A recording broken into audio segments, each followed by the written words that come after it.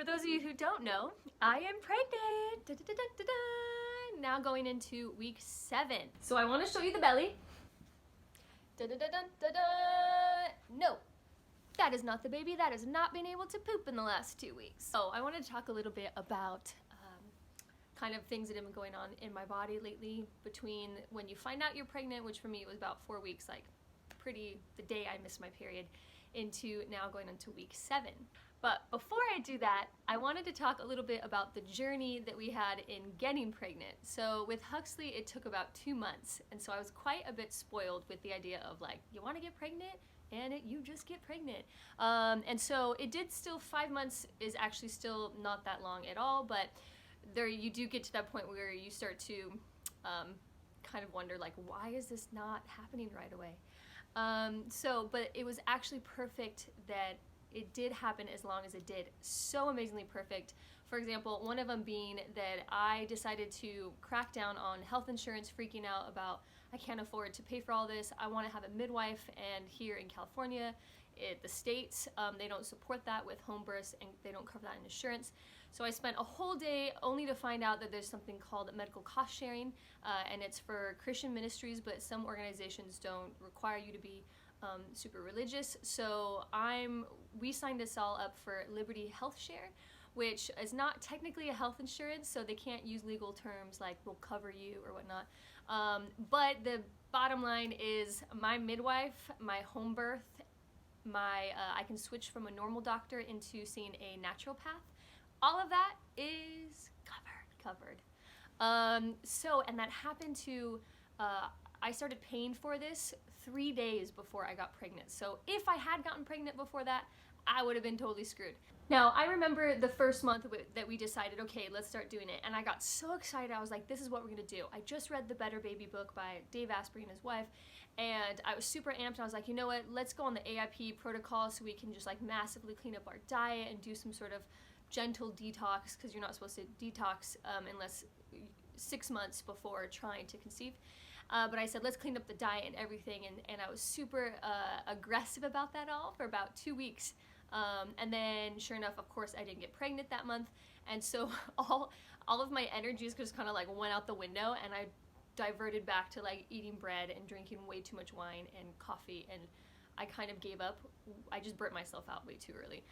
So that's one thing, is I kind of wish that I had kept with a cleaner diet. I think I just went a little bit too crazy thinking that I would just eat super healthy, get pregnant within a month, and be done with that. But just think of being in it for the long haul. Some other things that I was able to do within the 5 months is kind of just slowly and stress-free get prepared as far as my health. So I started with our household cleaning supplies. I got rid of eventually everything and converted all to kind of very minimal and as natural possible ingredients to clean our house. And now that they're out of our house, I can make a huge difference. Like when the housekeeper comes and when he uses his chemicals, I actually have like that day I feel really allergic. And then I also started searching for new hair dye because I don't love my natural hair color, but the type that I was using before with all the chemicals wasn't working, so I was searching for different hair dye products. I was slowly phasing out all my makeup. Oh my goodness, when you spend thousands of dollars on all your makeup, all your beautiful MAC lipsticks and everything, it's tragic when you have to get to the point where you just have to decide to throw it all out and start to buy some natural stuff. So I can post some links below on kind of the products that I ended up switching out for, like my mascara, my new moisturizer, foundation, everything. So I'll post those links below. So let's talk about what's been going on with my body. Okay, from pretty much like the day that I found out I was pregnant until now, only 3 weeks, so much has been going on. And part of me kind of feels like maybe some of it's mental. Like I got super hungry the first week that I found out I was pregnant, and I don't know if that was actual hormones or maybe in my head I was like, oh Sarah, you're pregnant now, like time to get fat. So I just started thinking, like every time I saw food I was like, I'm supposed to put that in my mouth. And so I just got super hungry. Now the problem with that is that within the first week my need to eat increased dramatically, and so the food going in was way higher than the amount of food going out. So like by week 2, I mean, you're already hormonally getting like the good old pregnancy gas and bloating and all that kind of stuff, but then also like a whole week of brie cheese and crackers in my belly. It took a little bit of a week of being like, whoa, let's go back to some vegetables to fix some of these issues. And speaking of things like cravings, this is my theory, right? Because most women get some sort of morning sickness. So I didn't actually end up puking at all, but this was the first pregnancy that I actually kind of felt nauseous all day, kind of like when I travel a lot. So if I get off the plane and you've been on the plane for like 20 hours and you get off and you're like, oh, I don't feel really good. I can't tell if I should eat and it'll make me feel better or not eat or what's going on. I've been feeling like that for about 3 weeks. And so for me, cravings, it's like I don't want to eat, I feel like I don't want to eat anything. And so in my mind, I label things as cravings, but it's more a matter of like, oh, like that burrito sounds like I don't want to gag when I eat it, so let's just go with that. And so I would just think of whatever in my head at that moment that didn't make me feel like gagging. I would just be like, oh, Dax, I'm having a craving for that. But so I'm kind of in the theory that I don't think that there's actually such thing as cravings. I kind of think that it's just like totally nauseous and everything that's like doesn't make you quite as nauseous. And this pregnancy kind of showed me that I might be a little bit alcoholic, because I remember the day that I missed my period and I was like staring at a bottle of wine and staring at my pregnancy test, and I was seriously had a few moments of looking at it being like, I should drink the wine first, because if I find out I'm actually pregnant, I'm gonna be super, super guilty and I can't drink any wine, and that might be my last one, so I should just drink the wine because then I can be totally live in ignorant bliss. But then I was like, well, that's kind of really scary and dumb, because if you're pregnant, you shouldn't be drinking the wine, so you should know. And I can't believe I had that conversation with myself for about 5 minutes, and I'm happy to say that I chose to take the pregnancy first because I am pregnant, although probably didn't help that just 2 nights before I was having a few glasses of wine. One thing I love about this time, the first month, is that when you find out you're pregnant, you're actually already 4 weeks in, if not more. So it's kind of the only moment in your pregnancy that you feel for just a brief moment like it's gonna just whiz on by. Of course, about 2 months in, 1 month in, reality sets in and you're like, holy cow, this is actually way, way long time that you're gonna be pregnant. But for just a glorious brief moment, you're like, I just found out and I'm already a month in. This is gonna be super easy. Now, one thing that totally sucks is already within the first week, I can't sleep on my stomach anymore. And I am a stomach sleeper, like screw pillows, let me just hug the bed and feel comfortable.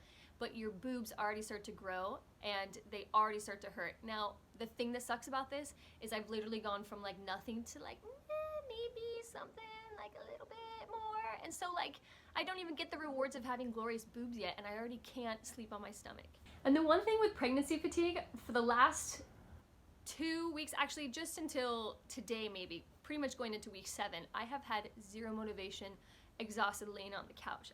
And I've been freaking out because I've been like, I cannot lay and watch TV.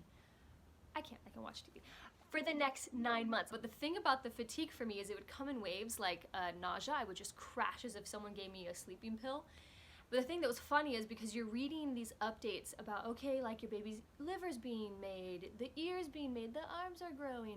And so as these crashes would happen, I remember being with my family and explaining this to them.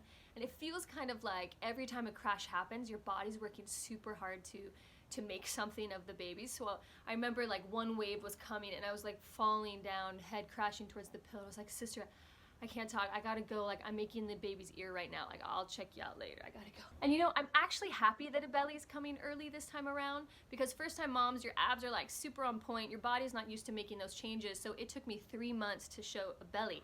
Literally, I feel like the day I found out, like my mind was like, hey, you're pregnant, and it's like, bleh! But I'm actually really happy about that, and the reason why is that when I was pregnant with the first, it almost stressed me out about when you start wearing maternity clothes, at what point, and how does that transition.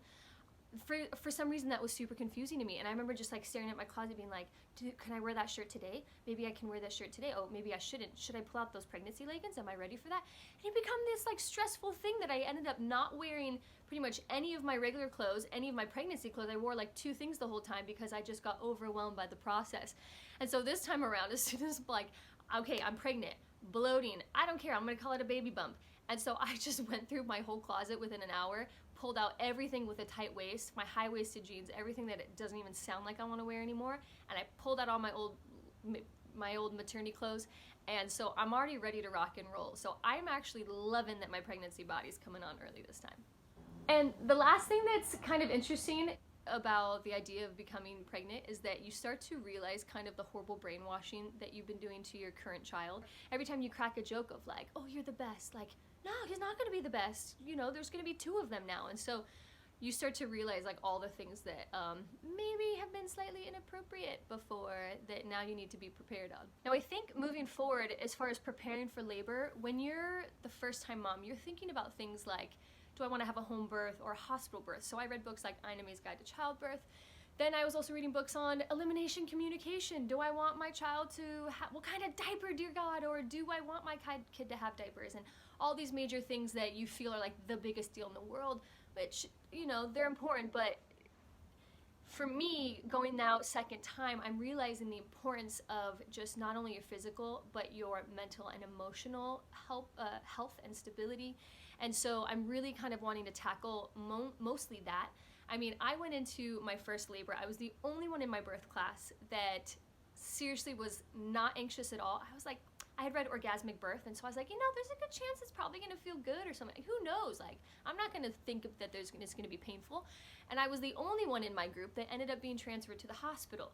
And even though I did succeed in my goals to have a natural birth, drug-free birth, it ended up a little bit more traumatic than I had thought it would be.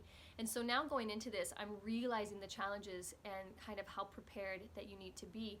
And I was so grateful to have an awesome support system that was able to talk me through things. But I also want to be able to do that on my own and have the strength and know what I need up here going through that process, and also same postpartum.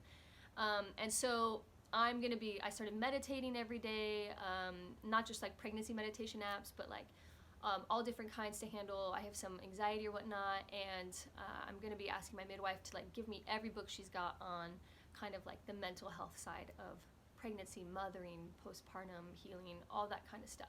So thank you so much for joining me on this journey, and I will share with you as I go through this whole process and learn.